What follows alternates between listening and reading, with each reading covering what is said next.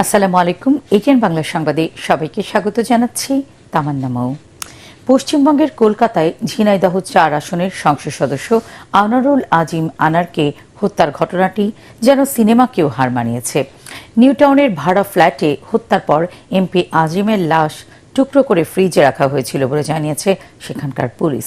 পলিথিনে ভরে কয়েকদিন ধরে সেসব টুকরো বিভিন্ন স্থানে ফেলা হয়।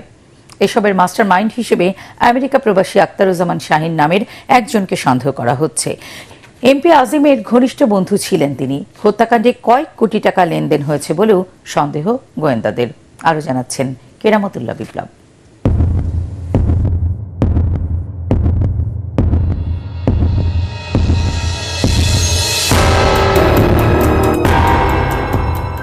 সিসিটিভির ফুটেজ আর একটি লাল সুজুকি গাড়ির সূত্র ধরেই এখন সংসদ সদস্য আনোয়ারুল আজিম আনারকে হত্যার রহস্য উদ্ঘাটনের চেষ্টা করছে পুলিশ। ১৩ মে এমপি আনার নিউটাউনের ভাড়া করা ওই ফ্ল্যাটে যান ৩ জনকে সাথে নিয়ে, কিন্তু সঙ্গী ৩ জন বের হয়ে গেলেও আনার ফ্ল্যাট থেকে বের হননি। পুলিশ ধারণা করছে ওই দিনই খুন হয়েছেন সংসদ সদস্য। আপনি এটা ফ্ল্যাটটা ভাড়াতে দিয়েছিলেন? বডি যখন পাননি কি ভাড়াটা কাকে দিয়েছি স্যার? কাকে ভাড়া দিয়েছি? আখতারুজ্জামান। উনি কি ভাড়া নিয়েছিলেন এখানে? উনি কি ইন্ডিয়ান? আখতারুজ্জামান উনি ইউএস ন্যাশনাল। ইউএস ন্যাশনাল থাকতেন এখানে রিসেন্টলি, মানে সে সব কিছু আর বলা যাবে না, তদন্তের বিষয় আছে। মাসিক ১ লাখ টাকা রুপিতে ফ্ল্যাটটি ভাড়া নিয়েছিলেন এমপি আনারের আমেরিকা প্রবাসী বন্ধু আখতারুজ্জামান শাহিন। তার সাথে আনারের ব্যবসায়িক লেনদেন ছিল বলেও ধারণা করছে পুলিশ। ঘটনার সময় শাহিন কলকাতাতেই ছিলেন, পরে বাংলাদেশ হয়ে পালিয়ে যান। উনি 13 তারিখে এখানে এসেছিলেন। ওনারা ওর আগে এসেছিলেন কিনা কোনো দিনে ছিল না, এটা it is subject to investigation. উনার সঙ্গের যারা তারা কবে বেরিয়ে গেলেন সেটা সব কিছু জানা গেছে, কিছুটা এই সময় ডিসক্লোজ করাটা ঠিক হবে না, যেহেতু ইনভেস্টিগেশন একদম আর্লি ফেজে আছে।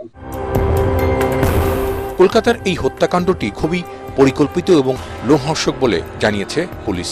আলামত ও বিভিন্ন তথ্য প্রমাণ পেয়ে গোয়েন্দারা ধারণা করছেন হত্যার পর খুনিরা আনারের মরদেহ কেটে টুকরো টুকরো করে ফ্রিজে রাখে, পরে পলিথিন প্যাকেটে ভরে বিভিন্ন স্থানে তা ফেলে দেওয়া হয়। পশ্চিমবঙ্গের বাইরেও অন্য এক রাজ্যে এসব টুকরো ফেলা হতে পারে বলে অনুমান করছে পুলিশ। তাই নিহত আনারের মরদেহ খুঁজে পাওয়া কঠিন বলেও মনে করছেন তারা। বহুল আলোচিত এই হত্যাকাণ্ড নিয়ে সর্বোচ্চ পর্যায়ের কূটনৈতিক যোগাযোগ করছে বাংলাদেশ। এ ঘটনায় যাতে দুই দেশের বন্ধুত্বে ভুল বোঝাবুঝি তৈরি না হয় সে প্রচেষ্টাও চলছে বলে জানান দিল্লির বাংলাদেশ দূতাবাসের কর্মকর্তারা। কেন তাকে হত্যা করা হয়েছিল, সেই ঘটনায় কারা জড়িত ছিল, সবকিছুর উপর নির্ভর করছে কূটনৈতিক সম্পর্কের বিষয়টি। তবে আমার যেটি ধারণা যে এটি যদি তিনি হত্যাকাণ্ডের শিকারও হয়ে থাকেন সেটি তার ব্যক্তিগত কোনো বিষয় হতে পারে। এটি দুই দেশের সম্পর্কের সাথে সেদ টানতে পারে বা সম্পর্কে কোনো ধরনের প্রভাব ফেলতে পারে, তেমন কোনো ঘটনা নাও হতে পারে। বিভিন্ন সূত্রে হত্যার আগে এমপি আনারের দিল্লি বিহার যাওয়ার যে খবর পাওয়া গেছে তাও হত্যার মোটিভ অন্যদিকে ঘুরিয়ে দিতে করা হয়েছে বলে মনে করছে পুলিশ। সন্দেহভাজন মূল হত্যাকারী আখতারুজ্জামান শাহিন আমেরিকার পাসপোর্টধারী। এমপি আনার কলকাতায় যাওয়ার আগেই সেখানে এসেছিলেন তিনি, সাথে ছিলেন আরও কয়েকজন। পরিকল্পিত এই খুনের জন্য ঝিনাইদহের এক চরমপন্থী নেতাকেও ভাড়া করা হয়েছিল, তাদের সাথে ছিলেন আরও কয়েকজন, এমন তথ্য পেয়েছেন তদন্ত কর্মকর্তারা। চিকিৎসার জন্য গত 12 মে কলকাতায় যান ঝিনাইদহের এমপি আনোয়ারুল আজিম। 13 মে থেকে নিখোঁজ ছিলেন তিনি। এই হত্যাকাণ্ডে জড়িত সন্দেহে ঢাকা ও কলকাতায় মোট 5 জনকে এ পর্যন্ত গ্রেপ্তার করা হয়েছে। কেরামতুল্লাহ বিপ্লব, এটিএন বাংলা।